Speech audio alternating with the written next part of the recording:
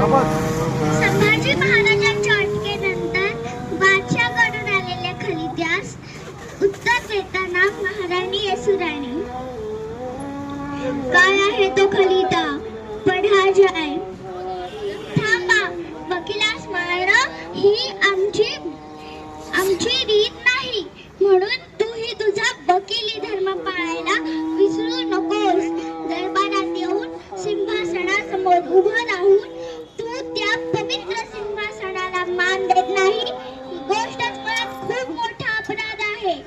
जा आणि जाऊन सांग तुझ्या बादशाला, महाराष्ट्र झुकत नाही, शिवछत्रपतींचे स्वराज्य नमत नाही, स्वराज्याचा मावळा खाली बघत नाही, तो नजरेला नजर भिडवणारा आहे, रक्ताच्या कारंजात डुबणारा आहे. जा आणि जाऊन सांग तुझ्या बादशाला, छत्रपतींचे जेवढे छळ करशील तेवढ्या मरणयातना तुला भोगाव्या लागतील. लक्षात ठेव. आणखी एक गोष्ट, रायगडाच्या वाटे जाऊ नकोस, तो मातीचा ढिकूळ नाही. लांभारसातून निर्माण झालेला आणि शिवछत्रपतींनी लढवय्याचे संस्कार केलेला एक योद्धाच आहे.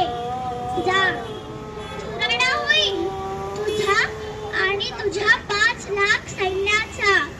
लक्षात ठेव. हा, आणि असाच निरोप दे तुझ्या औरंगजेबाला. ही धमकी नाही, हे वास्तव आहे, याची गाठ ठेव. जा. हे राजश्रींचे तसेच रणतेचे आऊसाहेब आणि आबासाहेबांच्या आशीर्वादाने शत्रूचा पुन्हा पराभव होऊन स्वराज्य उभारणे होईल असे आम्हास वाटते. आम्ही स्वराज्याच्या कुलमुक्तीवर आज प्रतिज्ञा घेतो. आम्ही गड लढू, मेलो तर आबासाहेबांच्या चरणी मिसळू आणि जिंकलो तर आबासाहेबांची वाहवा मिळवू. इकडे आमचे काही हो, परंतु छत्रपती राजारामराजे तुम्ही मात्र स्वराज्य राखा.